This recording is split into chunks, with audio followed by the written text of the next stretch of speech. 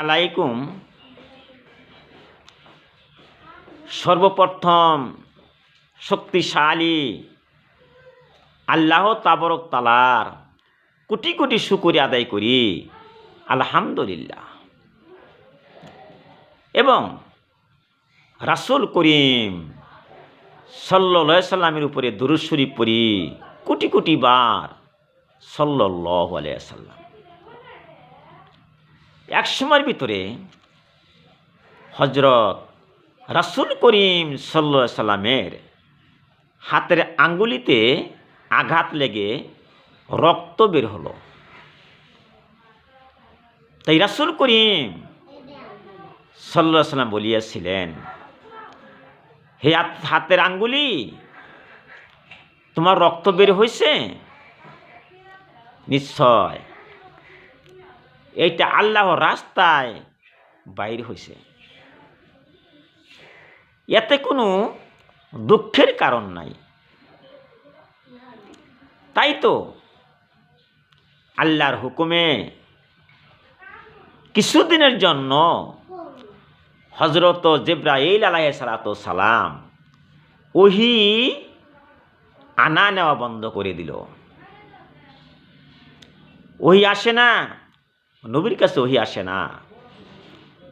তখন মুশরিকরা সুযোগ পেল,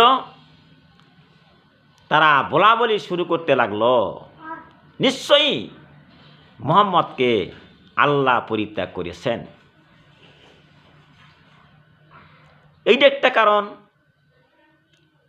আরেকটা কারণ হচ্ছে, কোন একটা কাম করার সময় ইনশাআল্লাহ বলা উচিত। তাই ইনশাআল্লাহ না বলার কারণে এক সময়ের ভিতরে কিছুদিনের জন্য হযরত মুহাম্মদ রাসূল করিম সাল্লাল্লাহু আলাইহি সাল্লামের কাছে ওহী আর আসে না, ওহী বন্ধ হয়ে গেল। ওই সময়ের ভিতরে মুশরিকরা বলাবলি শুরু করতে লাগলো, নিশ্চয়ই মুহাম্মদকে আল্লাহ পরিত্যাগ করেছেন। এখন কথা হচ্ছে,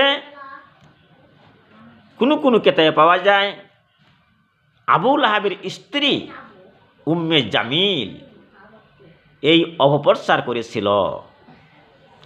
সঙ্গে সঙ্গে আল্লাহ তাবারক তাআলা আয়াত নাযিল করলো, বিসমিল্লাহির রহমানির রহিম,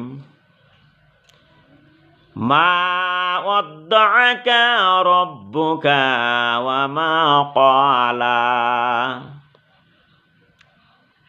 সূরা দোহার এই আয়াতটির মানে হচ্ছে, আল্লাহ তাবারক তাআলা বলল, হে রাসূল, হে নবী, তোমার রব, তোমার প্রভু তোমাকে ভুলে যান নাই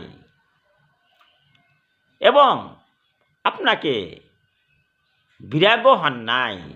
তার মানে আল্লাহ নবীকে ভুলে যায় না। কোনো একটা কারণে হয়তো ওহী আসে নাই, তার জন্য আল্লাহ নবীকে ভুলে যাননি। এই পরিপ্রেক্ষিতে সূরা দোহার এই আয়াতটি নাযিল হয়েছিল।